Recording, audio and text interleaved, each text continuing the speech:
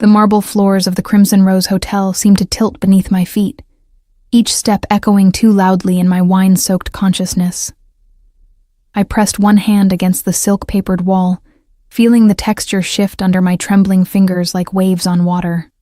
The fundraising gala downstairs had been suffocating, wealthy donors in designer gowns laughing at jokes I didn't understand, sipping champagne that cost more than my monthly rent while I balanced trays and smiled until my cheeks ached.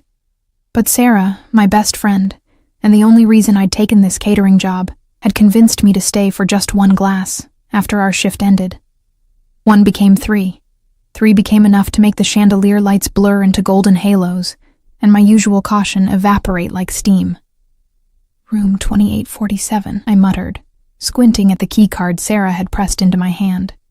She'd arranged for us to use an employee restroom on the 28th floor, a small mercy after 10 hours in heels that had carved trenches into my ankles. The numbers on the doors swam before my eyes. 2843, 2845, 2847. The lock clicked open with a soft beep that seemed deafening in the hushed corridor. I stumbled inside, kicking off those torture devices masquerading as shoes before the door even closed behind me. The room was dark, illuminated only by the city lights bleeding through floor-to-ceiling windows. But something felt different, heavier. The air carried a scent I couldn't quite place.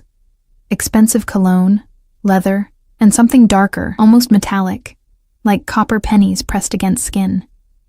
I barely registered the wrongness before exhaustion dragged me toward what I assumed was a bed. My body collided with cool silk sheets that whispered against my skin, so different from the rough cotton I was used to. Heaven. Pure heaven. I buried my face into a pillow that smelled like cedar and winter nights, letting the spinning room fade into blessed darkness. Sleep pulled me under like a riptide. I didn't know how much time had passed when I felt it. The shift in the mattress. The sudden presence of another body. My alcohol-fogged brain registered warmth before danger, the heat of another person radiating against my back. Then came the arm, heavy and possessive, draping across my waist and pulling me against a chest that felt carved from stone. My eyes flew open, but the room remained dark. Panic cut through the wine haze like a blade through silk. This wasn't the employee room. This wasn't Sarah sleeping beside me. The body behind me was too large, too solid, too undeniably male. I tried to move, but the arm tightened with casual strength, as if my struggle was expected and entirely futile. A low sound rumbled from the chest pressed against my spine, not quite a word, more like a sleepy acknowledgement of my presence. "Don't," a voice said, rough with sleep, but carrying an authority that made my breath catch. The single word wasn't loud, but it resonated through my bones. "You came to me. Stay." My heart hammered against my ribs. I should scream. I should fight. But something in that voice, in the absolute certainty of it, paralyzed me. The hand on my waist splayed wider, fingers spanning the space between my ribs and hip with shocking familiarity, as though he'd held me like this 1,000 times before. My voice came out as a whisper, broken and afraid. "I'm in the wrong room. No." His lips brushed the shell of my ear, sending electricity down my spine. "You're exactly where you're supposed to be." The words should have terrified me. They did terrify me, but beneath the fear lurked something else. Something I didn't want to examine in the darkness with a stranger's arms around me. His thumb moved in slow circles against my stomach, the touch somehow both comforting and claiming, gentle yet utterly possessive. "Please," I breathed, though I wasn't sure what I was begging for anymore. He pulled me impossibly closer, eliminating even the whisper of space between us. I could feel every plane of his body, the expensive fabric of his shirt, the steady rhythm of his heartbeat against my shoulder blade. When he spoke again, his voice carried something that sounded almost like wonder. "You smell like jasmine and rain," he murmured, his nose tracing the curve of my neck. "And you're shaking like a trapped bird." The comparison made me freeze. Trapped, that's exactly what I was. "I need to go," I said, trying to inject strength into my voice and failing miserably. "No." The word was simple, final. His hand moved from my waist to tangle in my hair. fingers threading through the loose strands with a gentleness that contradicted the iron in his tone. Sleep. We'll talk when the sun rises. You can't just... I can. The certainty in those two words was absolute. And I am. I should have fought harder. Should have screamed, clawed, done anything but let sleep drag me back under. But the warmth surrounding me, the strange sense of safety despite the obvious danger, the wine still clouding my judgment, all of it conspired to pull me back into darkness. When I woke again, dawn painted the room in shades of silver and rose. The arm was gone, but I could feel eyes on me. I turned slowly, my heart climbing into my throat.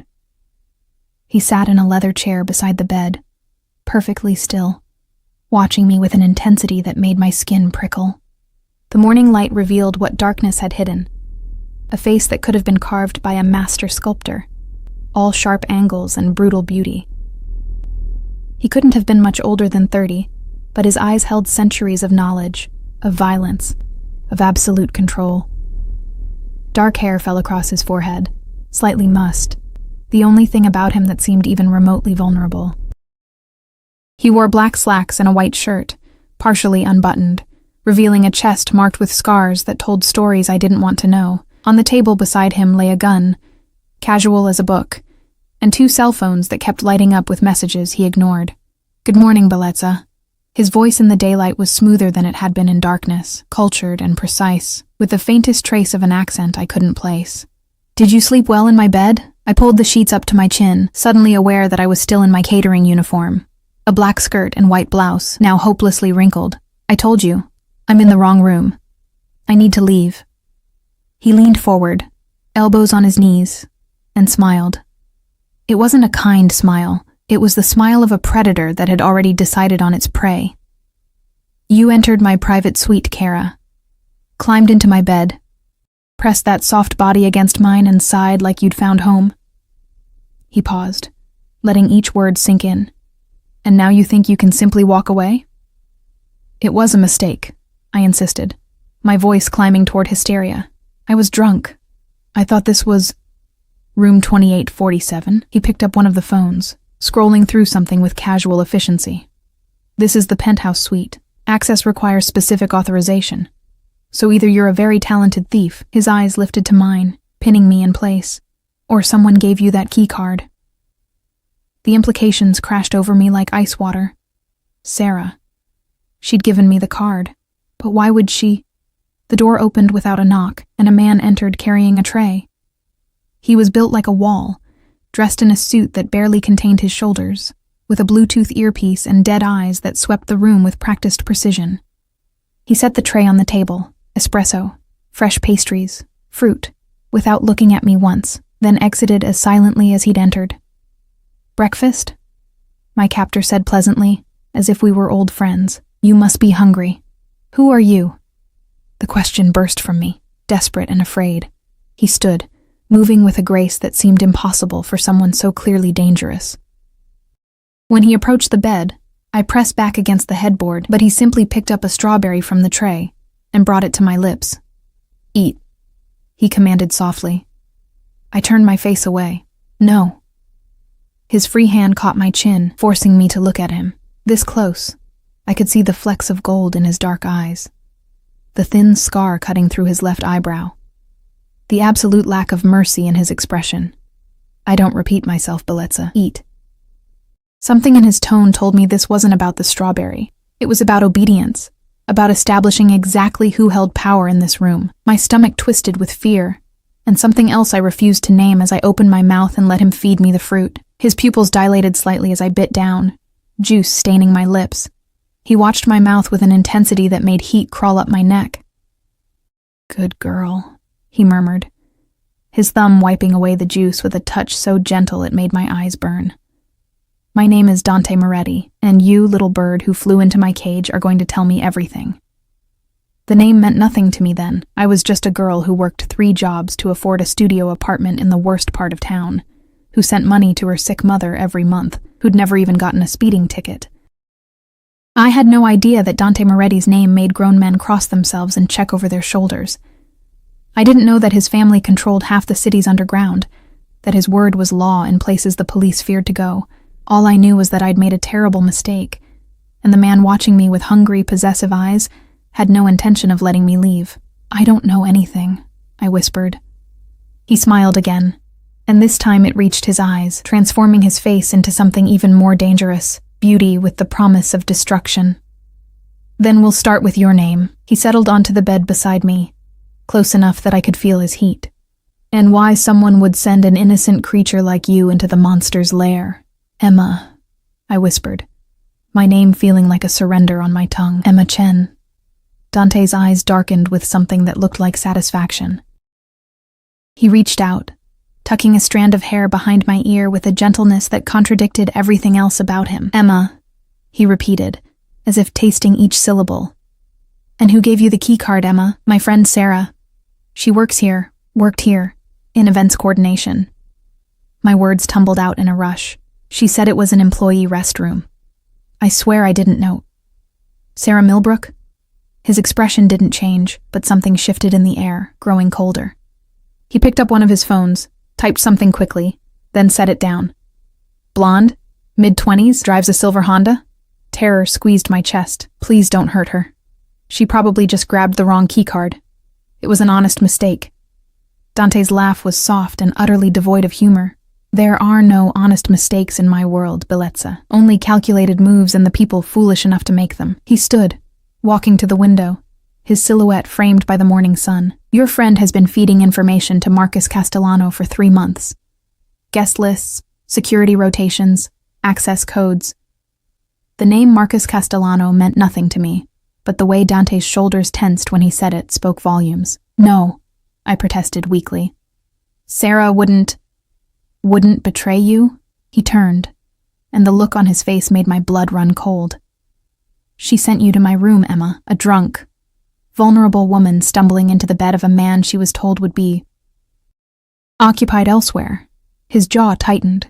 "You were supposed to be found here, photographed perhaps, used as leverage or humiliation. Instead, I came back early from a meeting that ran short and found you." The implications crashed through my wine-fogged brain. I'd been bait, a pawn in some game I didn't understand, played by people I thought were friends. "I need to go home," I said, my voice breaking. "Please, I won't tell anyone about this. I'll disappear. You'll never see me again." Dante crossed the room in 3 strides, gripping my chin and forcing me to meet his gaze. "You think I'd let you walk out of here after you've been in my bed, after you've seen my face, after your scent is on my sheets?" His thumb traced my lower lip with possessive slowness. "You're not going anywhere, little bird. Not until I decide what to do with you." Tears burned behind my eyes, but I refused to let them fall. "You can't keep me here." "Can't I?" He released my chin, but his hand moved to my throat, fingers spanning the delicate column without pressing, just resting there like a collar. "I own this hotel, Emma. I own the building where you live, that pathetic studio on Mitchell Street with the broken elevator and rats in the walls. I know about your mother in the care facility, about the debts you're drowning in, about every desperate choice you've made to stay afloat." Each word was a nail in my coffin. He'd already investigated me, probably while I slept. The realization of how thoroughly trapped I was made my breath come in shallow gasps. "Please," I whispered. His expression softened fractionally, something almost like regret flickering across his features. "You keep saying that word as if it holds power." He leaned closer, his lips brushing my temple. "The only power here is mine, but I'm not a monster despite what you're thinking. I won't hurt you, Emma, not unless you force my hand. Then let me go."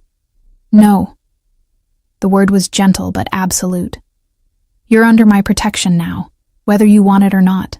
Before I could process that statement, his phone buzzed. He glanced at it, and his expression hardened into something terrifying. "My men found Sarah. She's being questioned." Nausea rolled through my stomach. What does that mean? It means she's explaining her arrangement with Castellano in great detail. He stood, buttoning his shirt with efficient movements. "Marco will drive you to my residence. You'll stay there while I handle this situation." "Your residence?" I scrambled off the bed, my bare feet hitting plush carpet. "I'm not going anywhere with you." Dante's hand shot out, gripping my wrist with controlled strength. He pulled me against his chest, close enough that I could see the dangerous glint in his eyes. "You have two choices, Bellezza. Come willingly, or I'll carry you out of here over my shoulder. Either way, you're mine now." The possessiveness in his voice should have repulsed me. Instead, some broken part of my psyche responded to it, recognized it as a twisted form of safety in a world that had just revealed itself to be far more dangerous than I'd known. "Why?" The question came out broken. "Why do you even care?" Something flickered across his face. Surprise, maybe, or recognition. His free hand came up to cut my cheek, thumb stroking along my cheekbone with devastating gentleness. "Because the moment you curled into my arms last night, you became mine to protect. Because you looked at me this morning with fear. Yes, but also with something pure. Something I haven't seen in a decade. Because..." He paused, seeming to wrestle with something internal. "Because I choose to. And what I claim, I keep." 20 minutes later, I found myself in the back of a black SUV with windows tinted so dark, the outside world became a blur. Marco, the wall of muscle who'd brought breakfast, drove in silence while another equally intimidating man sat in the passenger seat. Both wore earpieces and had the dead-eyed look of people who'd done terrible things without losing sleep. I'd been allowed to grab my shoes and bag, nothing more. Dante had watched me dress with predatory focus, then handed me off to his men with instructions I hadn't been allowed to hear. The vehicle glided through morning traffic, taking turns that led away from the city center and toward the hills where old money lived behind gates and walls. My phone buzzed in my bag. My manager at the diner, probably wondering why I hadn't shown up for my morning shift. I reached for it, but Marco's eyes found mine in the rearview mirror. Mr. Moretti said no calls. "I need to let my work know, already handled." His voice was flat, devoid of emotion. "You're on indefinite leave. Paid." The casual way he said it, as if Dante rearranging my entire life was perfectly normal, made my hands shake. I stared out the window, watching my independence, my agency, my freedom disappear with every mile. The gates that finally opened for us were wrought iron and 12 feet tall, topped with decorative spikes that were probably more functional than ornamental. The driveway curved through manicured gardens that belonged on magazine covers, leading to a mansion that made the hotel penthouse look modest. "Out," Marco said, opening my door. I stepped onto cobblestones, craning my neck to take in the 3-story structure of pale stone and arched windows. It looked like something transplanted from European aristocracy, all elegant lines and old-world wealth. Ivy climbed one wall, and a fountain bubbled in the circular drive, the sound of water somehow emphasizing the absolute silence surrounding the property. The front door opened before we reached it. A woman in her 50s with silver-streaked hair and a crisp black dress appeared, her expression professionally neutral. "Miss Chen, I'm Mrs. Castellano, the housekeeper. Welcome." The name made me stumble. Castellano, like Marcus. No relation. Her lips thinned. "It's a common name. Please follow me."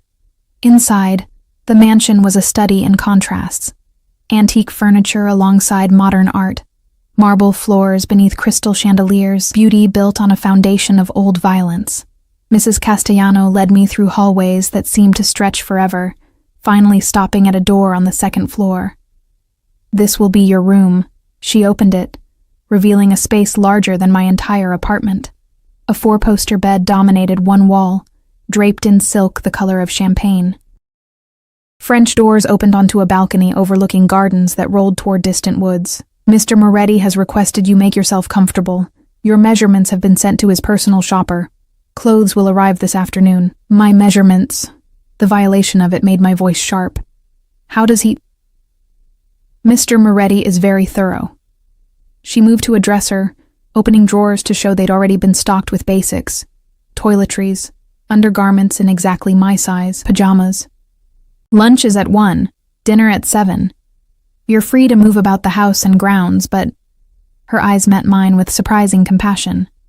"Don't try to leave, dear. For your own safety." She left me alone in my golden cage. I spent the next hour exploring my prison. The bathroom was obscene, a marble shower large enough for 4 people, a tub that could double as a small pool, towels so soft they felt like clouds. The closet was empty but massive, waiting to be filled with clothes I hadn't chosen, hadn't earned, didn't want. I tried the balcony doors, unlocked. The drop was significant, but not impossible. I could see guards, discreet but present, moving through the gardens below. One looked up, making direct eye contact, and touched his earpiece. Message received. I was being watched. My phone buzzed again. This time, when I checked it, there was a new message from an unknown number. Your mother's care facility received a payment covering the next 2 years. She's been moved to a private room with round-the-clock nursing. This is not kindness, Emma. This is insurance. Behave, and she stays comfortable.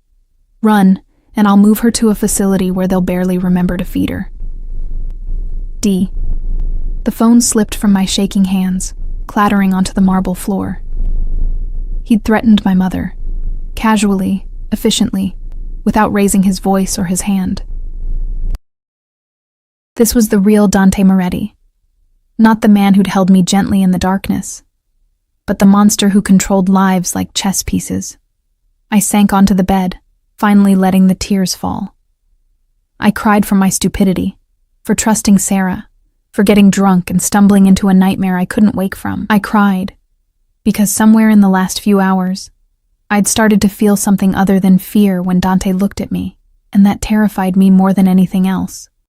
When the sobs finally subsided, I found myself staring at my reflection in the mirror across the room. Mascara tracked down my cheeks, my hair was a mess, and my eyes were red and swollen. I looked exactly like what I was. A girl in over her head, drowning in waters too deep and dark to navigate. But beneath the fear and tears, something else stirred. Anger. Hot and bright and sustaining. Dante Moretti might have caged me, might have bought my compliance with threats and money, but he didn't own me. Not really. Not where it mattered. I cleaned my face, straightened my spine, and made a decision. I'd play his game, learn his rules, and find a way to turn them against him. Because monsters, no matter how beautiful, always had weaknesses. I just had to survive long enough to find his. Lunch arrived on a silver cart, wheeled in by a young woman who wouldn't meet my eyes. She laid out dishes that looked like art. Delicate pasta with truffle shavings, salad dressed in something that smelled like heaven, bread still warm from the oven. Food I'd served to wealthy people but never tasted myself. Mr. Moretti called, she said quietly, arranging everything on the small table by the window. He'll be dining with you tonight. He requests you wear one of the dresses being delivered this afternoon. The presumption of it made my jaw clench. And if I refuse? She finally looked at me, and I saw something like pity in her eyes. Please don't make things harder than they need to be. He's not a patient man when defied. She hesitated at the door, but he's fair, in his way, if you're smart about it. After she left, I stared at the food, my stomach warring with my pride. Eventually, hunger won. I ate slowly, savoring flavors I'd never experienced, hating myself a little for enjoying my captivity's luxuries. The clothes arrived at 3 o'clock, dozens of garment bags carried in by 2 women who measured me with professional efficiency, tutting over my protests. They left behind a wardrobe worth more than I'd earn in 5 years, designer dresses, casual wear, shoes that probably cost more than my car. Everything in my exact size, chosen by someone who understood my coloring, my shape, my style better than I did myself. I chose the simplest dress for dinner. Navy blue, modest neckline, hem that hit just above my knees. A small rebellion, picking the least provocative option. But when I looked in the mirror, even this simple dress transformed me. The fabric moved like water, the cut emphasizing curves I usually hid under loose uniforms and thrift store jeans. Dante arrived exactly at 7. I heard him before I saw him. Footsteps in the hallway, the murmur of voices, then silence. The knock on my door was courtesy he didn't need to extend, a gesture that somehow made everything worse. "Come in," I said, proud that my voice didn't shake. He entered, and the air changed. He'd showered and changed since this morning, now wearing charcoal slacks and a black shirt that emphasized his lean, dangerous frame. His hair was slightly damp, and I caught the scent of his cologne. That same cedar and winter nights that had clung to his pillow. His eyes traveled over me slowly, thoroughly, with an appreciation that made heat crawl up my neck. "Beautiful," he murmured. "Though you'd be beautiful in anything, or nothing." I crossed my arms over my chest. "Is that what this is about? You want me in your bed?" Something flickered across his face. Amusement. Maybe annoyance. He closed the distance between us with predatory grace, backing me against the wall beside the mirror. One hand came up to brace beside my head, caging me without touching. "If I wanted you in my bed, Emma, you'd already be there." His voice was low, intimate. "This is about keeping you safe while I clean up the mess your friend created. Marcus Castellano doesn't forgive easily. Sarah gave him information that cost me 3 shipments and 2 good men. When he discovers his little spy has been compromised, he'll look for leverage. And you." His free hand came up to trace my jaw. "You're the perfect target, the innocent girl who stumbled into my life. He'd use you to get to me. So this is protection?" I tried to sound skeptical, but his proximity was doing things to my pulse I didn't want to acknowledge. Protection. Possession. He leaned closer, his lips brushing my ear. "With me, there's little difference. What I claim, I keep safe. What threatens mine, I destroy. I'm not yours." His laugh was dark and rich. "Keep telling yourself that, Bellezza. Maybe eventually you'll believe it." He pulled back, offering his arm with old-world courtesy that jarred against everything else. "Come, dinner's getting cold." The dining room could have seated 20, but the table was set for 2, intimate despite the grandeur. Candles flickered between crystal glasses, casting dancing shadows on walls hung with paintings I suspected were originals. Dante held my chair, his hands lingering on my shoulders before he took his own seat. Staff appeared and disappeared like ghosts, serving courses I couldn't name. Dante watched me throughout, asking questions that seemed innocuous, but weren't, about my childhood, my mother, my dreams. I answered carefully, revealing nothing important while he revealed everything through what he didn't say. He'd grown up in this house. His father had been in business, a euphemism that needed no translation. His mother had died when he was 12, a tragedy he mentioned once and dismissed immediately. But I saw the flash of old pain in his eyes. He'd inherited his empire at 25 when his father was killed and spent the next 5 years consolidating power through methods he didn't detail. "You're afraid of me," he said halfway through the main course, setting down his wineglass. "But you're not running. Why?" I met his gaze steadily. "You threatened my mother. Where exactly would I run? You could try." He leaned back, studying me. "Others have. They rarely succeed, but the attempt itself reveals character. Is that what you want? For me to run so you can chase me?" His smile was slow and dangerous. "I want you to stay because you choose to. But we both know that's not happening yet." He stood, moving around the table to stand behind my chair. His hands settled on my shoulders, thumbs tracing the curve of my neck. "So instead, I'll settle for you staying because you're smart enough to recognize safety when it's offered. This isn't safety. It's a cage. A cage with silk sheets and protection from men who'd do far worse than imprison you." His breath stirred my hair. "Sarah talked before she died, Emma. She told Marcus everything, including that she sent you to my room. He thinks you're my weakness now, my soft spot." The words, "before she died," echoed in my head, making my stomach lurch. "You killed her?" "No." His hands tightened fractionally. "Marcus did. Once he realized she'd been compromised. He sent me a message with her body, a declaration of war using your friend's corpse as stationery." I jerked away from his touch, standing so quickly my chair toppled backward. "You're monsters. All of you." "Yes." He didn't deny it, didn't soften it. "But I'm the monster standing between you and worse ones. Remember that, Bellezza, before you decide I'm your enemy." That night, I couldn't sleep. I paced my golden cage, wearing a path in the plush carpet, jumping at every sound. Around midnight, I heard footsteps in the hallway outside my door. They paused, and I held my breath. But whoever it was moved on. The next morning, Mrs. Castellano informed me that Dante had left before dawn for business, and wouldn't return until evening. I spent the day exploring the mansion under the watchful eyes of guards who appeared whenever I ventured too far. In the library, I found photographs hidden in a drawer, Dante as a child, with a beautiful dark-haired woman who must have been his mother. They were laughing, her arms around him, love evident in every line of their bodies. The boy in the photo had light in his eyes that the man I knew had lost somewhere along the way. He doesn't like people seeing those. I spun to find Marco in the doorway, his expression unreadable. I didn't mean to pry. Everyone pries. He expects it. Marco moved into the room with surprising quiet for such a large man. But those photos, she was the last person who saw him as human instead of weapon. After she died, he became what he needed to be to survive. Why are you telling me this? Marco's eyes met mine, and I saw something unexpected, concern. Because he looks at you the way he used to look at her, like you're something precious in a world of broken things, and that makes you either very lucky or very doomed. I haven't decided which yet. He left me alone with photographs and implications I didn't want to examine. Dante returned that evening covered in blood. I was in the garden when I heard the commotion. SUVs roaring up the drive, men shouting, the organized chaos of crisis. I ran toward the house, my heart in my throat, and found Dante being helped from a vehicle by Marco and 2 other men. Blood soaked his left side, turning his white shirt crimson. His face was pale but composed, jaw tight against pain he refused to voice.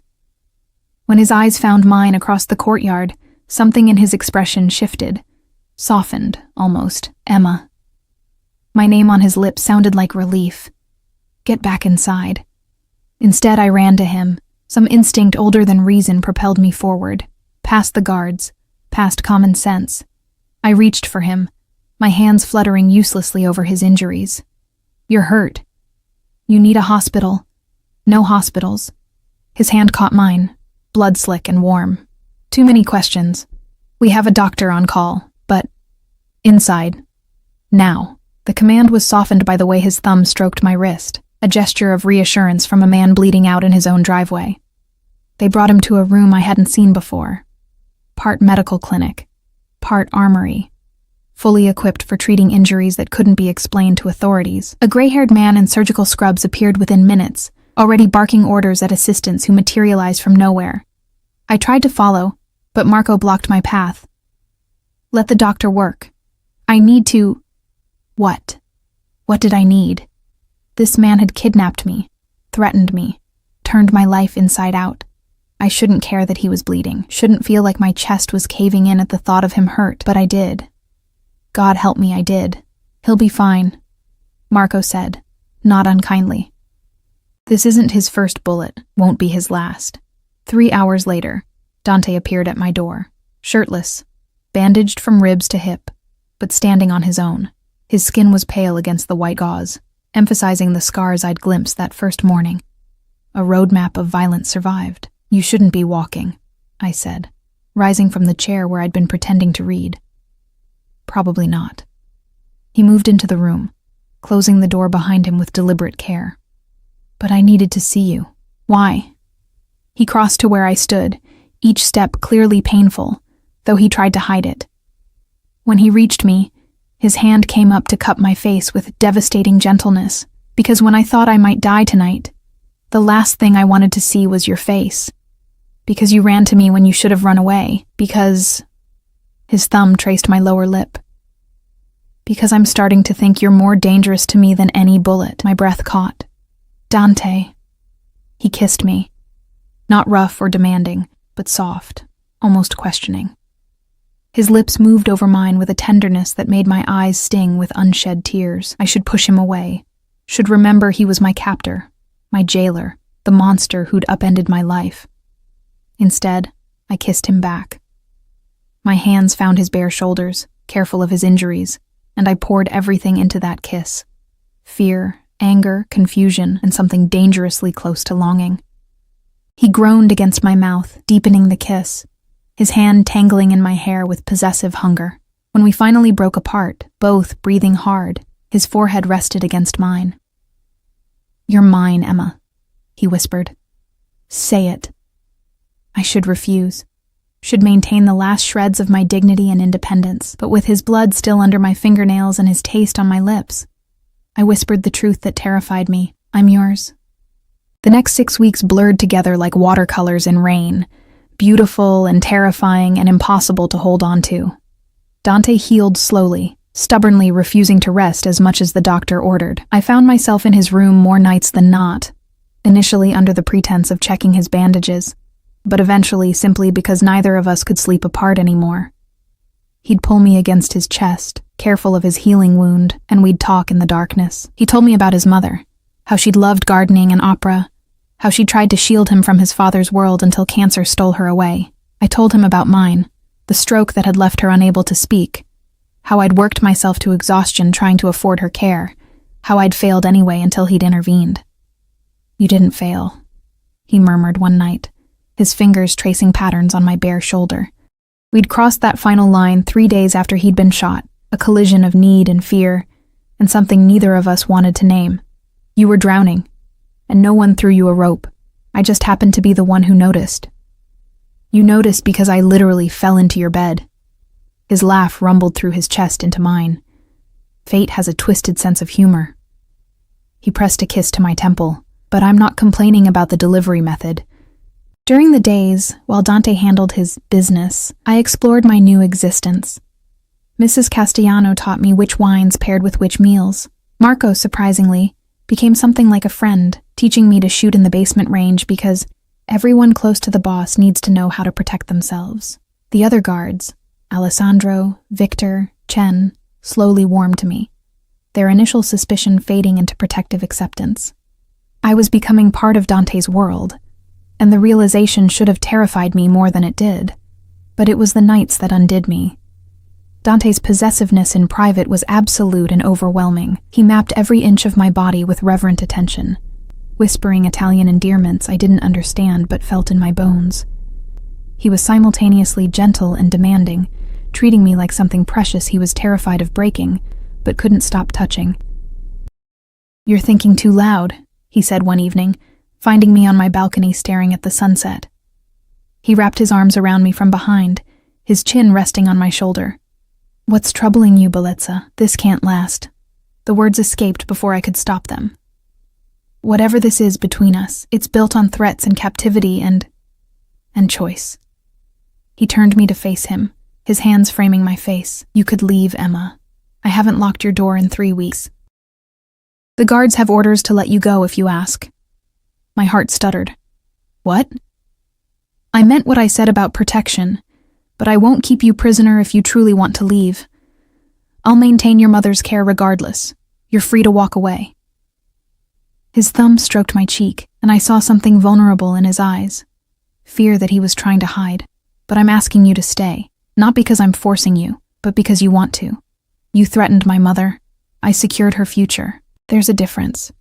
He pulled back slightly, giving me space to breathe. "I won't pretend I played fair in the beginning. I didn't. But somewhere between that first morning and now, this became real for me. You became real. And I need to know if it's real for you too, or if you're just surviving until you can escape." I stared at him, this beautiful monster who'd stolen me, and somehow made me want to stay. "I don't know what's real anymore. Then figure it out." He pressed a kiss to my forehead, achingly gentle. "I'll wait. I'm a patient man when it matters." That night, I lay awake long after Dante fell asleep beside me, his arm heavy across my waist even in unconsciousness. I could leave. He'd given me that choice, that power. I could walk away from this twisted fairy tale and return to my old life of struggling and surviving. But my old life felt like a dream now, something that had happened to someone else. And the thought of leaving Dante, of never feeling his arms around me, never hearing him whisper my name in the darkness, made my chest ache with loss for something I'd still have in the morning.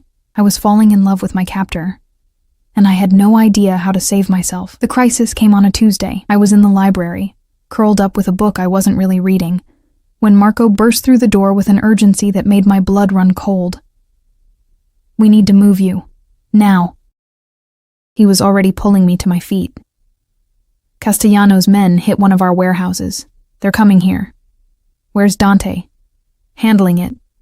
He sent me to get you to the safe room. Marco propelled me into the hallway, where 4 other guards had materialized, all armed and tense. They won't get through our defenses, but he's not taking chances with you. We'd made it halfway down the grand staircase when the windows exploded.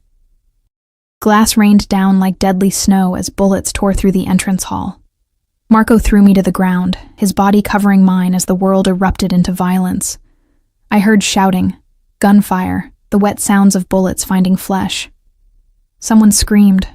One of Dante's men, I thought, but couldn't be sure over the ringing in my ears. "Stay down!" Marco hauled me up when there was a lull, practically carrying me down the remaining stairs. We made it to the kitchen before I heard the voice that made my blood freeze.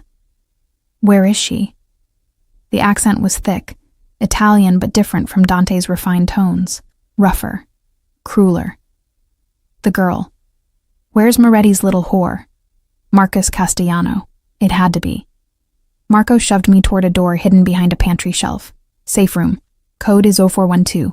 Don't come out until Dante or I come for you." "Marco, go!" He pushed me through, and I heard the lock engage behind me before his footsteps retreated. The safe room was small, concrete, lit by emergency lighting. Monitors showed different areas of the house, all of them now filled with armed men fighting, bleeding, dying. I searched frantically for Dante among the chaos, but couldn't find him. Then one screen flickered, showing the entrance hall. Dante stood in the center of the carnage, flanked by his remaining guards, facing a man who could only be Marcus Castellano. They were talking, but I had no audio. I watched Dante's face, cold, controlled, showing nothing, while Marcus gestured wildly, clearly furious. Then Marcus pulled out a phone, showed Dante something on the screen, and smiled. Dante's expression didn't change, but I saw his hand tighten on his gun. Whatever Marcus had shown him, it was bad. The screen went dark. I don't know how long I waited in that concrete tomb, listening to gunfire fade to silence. Then nothing.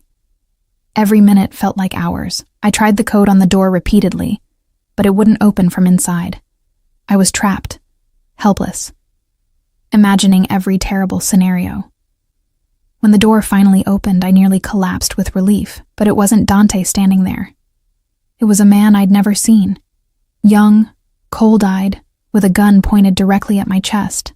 Behind him stood Marcus Castellano, older than I'd expected, gray-haired and elegant in a suit that probably cost more than a car. "Emma Chen," Marcus said, his voice smooth and cultured. "At last. You're much prettier than your photograph suggested." I backed away until I hit the wall. "Where's Dante?" Indisposed.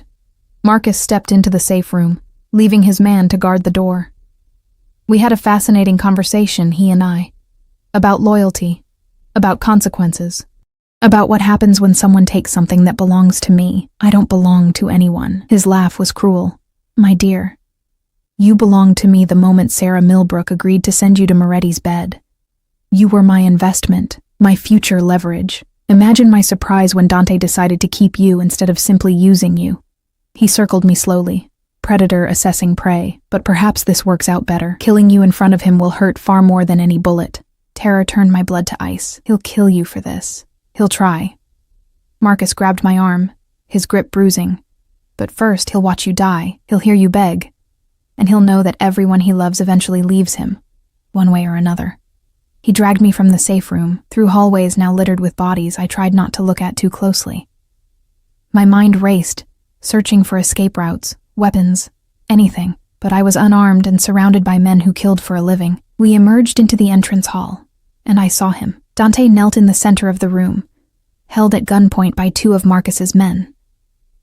Blood ran from a cut above his eye, and his shirt was torn, but his eyes, when they locked onto mine, blazed with such fury I felt the heat of it across the distance.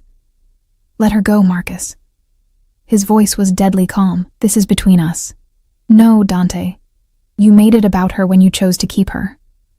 Marcus shoved me forward and I stumbled but didn't fall. "You always were sentimental, like your father.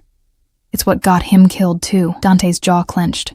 "Touch her, and I'll spend the rest of my life making you beg for death." "Threatening me?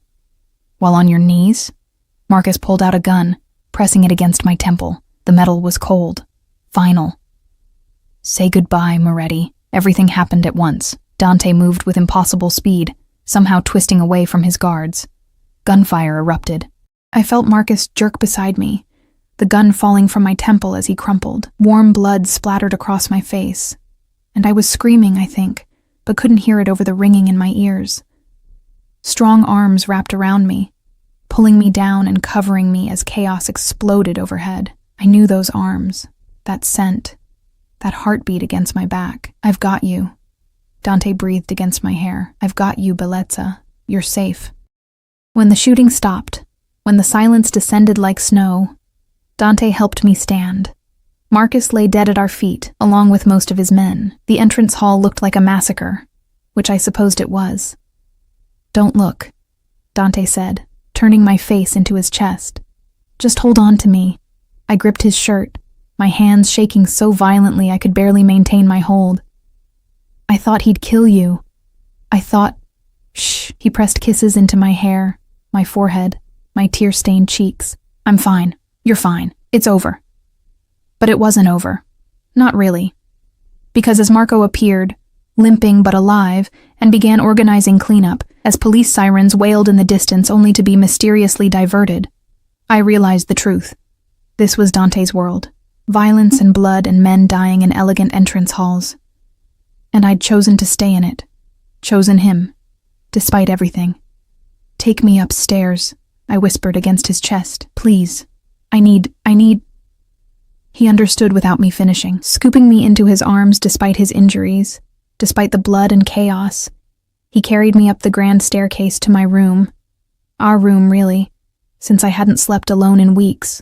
He undressed me gently, washing Marcus's blood from my skin with warm water and tender hands.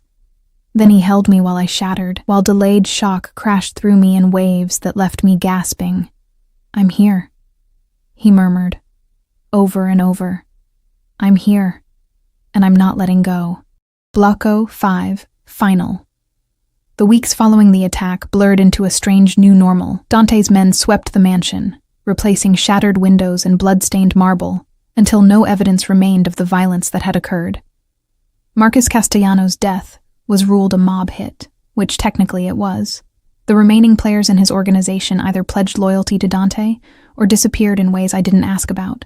I should have been traumatized. Should have run the moment I could stand without shaking. Instead, I found myself clinging tighter to the monster who'd saved me, who looked at me like I was the only light in his dark world. You're thinking too loud again, Dante said one morning, finding me in the garden where I'd taken to spending my afternoons. Spring had arrived, transforming the grounds into an explosion of color that his mother would have loved. I turned to face him, this beautiful, dangerous man who somehow owned pieces of me I hadn't known existed. I'm thinking about staying. Something flickered in his eyes. Hope. Fierce and bright. As opposed to running, like I should have done months ago.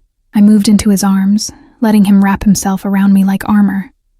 I'm supposed to be terrified of you, of this life, but instead, I just keep falling deeper. His hand came up to tangle in my hair, tilting my face to his. Then fall, Bellezza.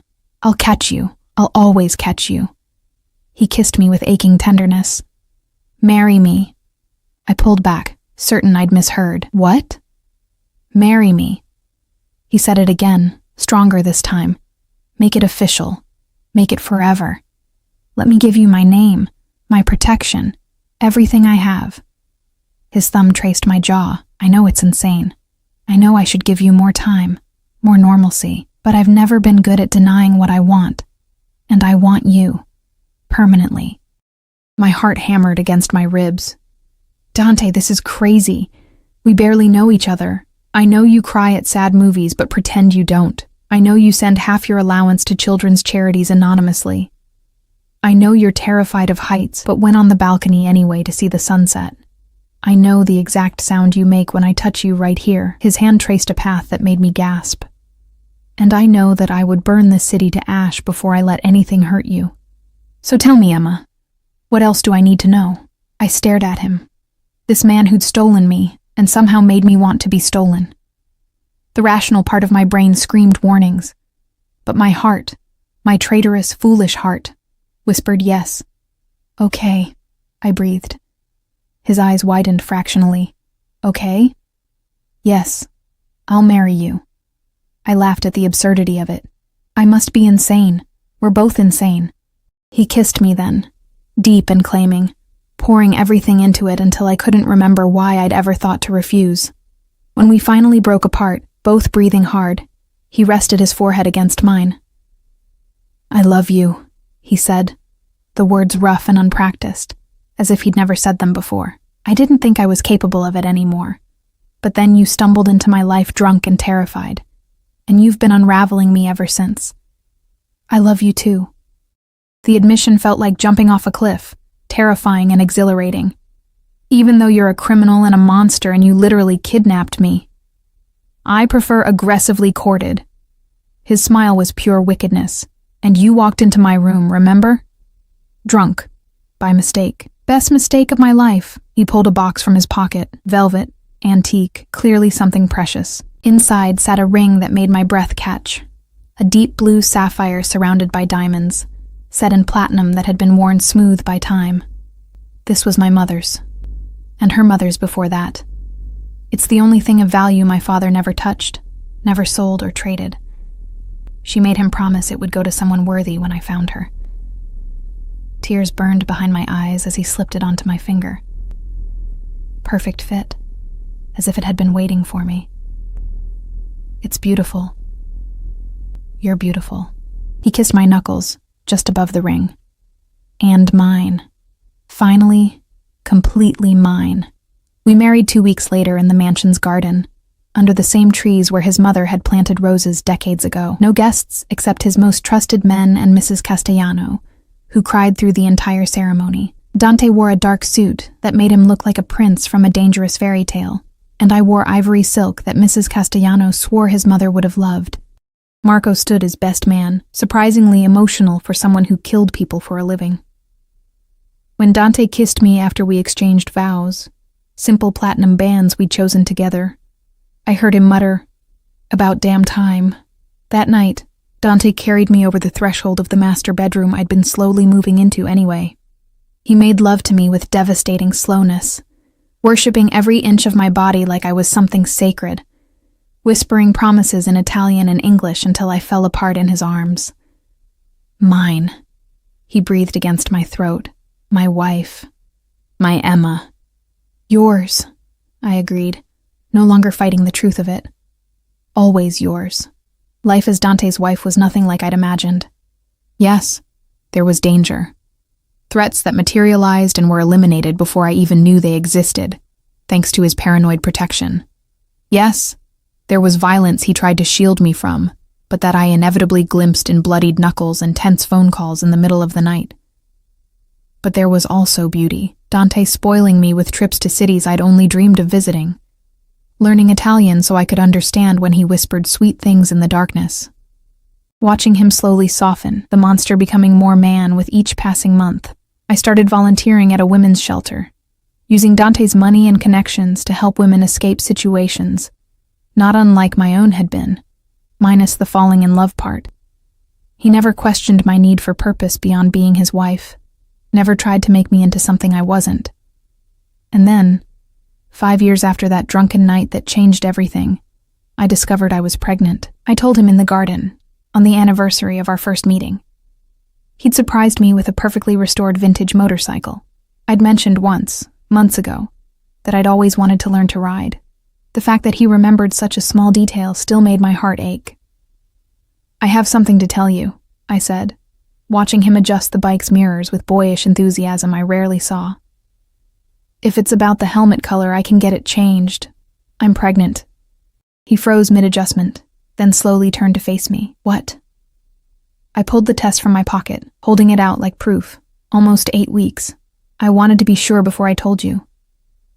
For a moment, he just stared, and I couldn't read his expression. Fear crept in. What if he didn't want children? We'd never really discussed it, too caught up in each other to think about expanding our dangerous little world. Then he crossed the distance between us in 2 strides, dropping to his knees in front of me. His hands came to rest on my still flat stomach with reverent care, and when he looked up at me, tears tracked down his face. "A baby," he whispered. Our baby. Relief flooded through me. You're happy? Happy? He laughed, the sound broken and beautiful. Emma, you've given me everything. A reason to be better, to want more than just power and revenge. And now, his voice cracked. Now you're giving me a family, something I never thought I'd have again after my mother died. He stood, pulling me into his arms and kissing me with desperate tenderness. Against my lips, he murmured, "Thank you. Thank you for stumbling into my room drunk. Thank you for staying. Thank you for loving a monster and making him want to be a man."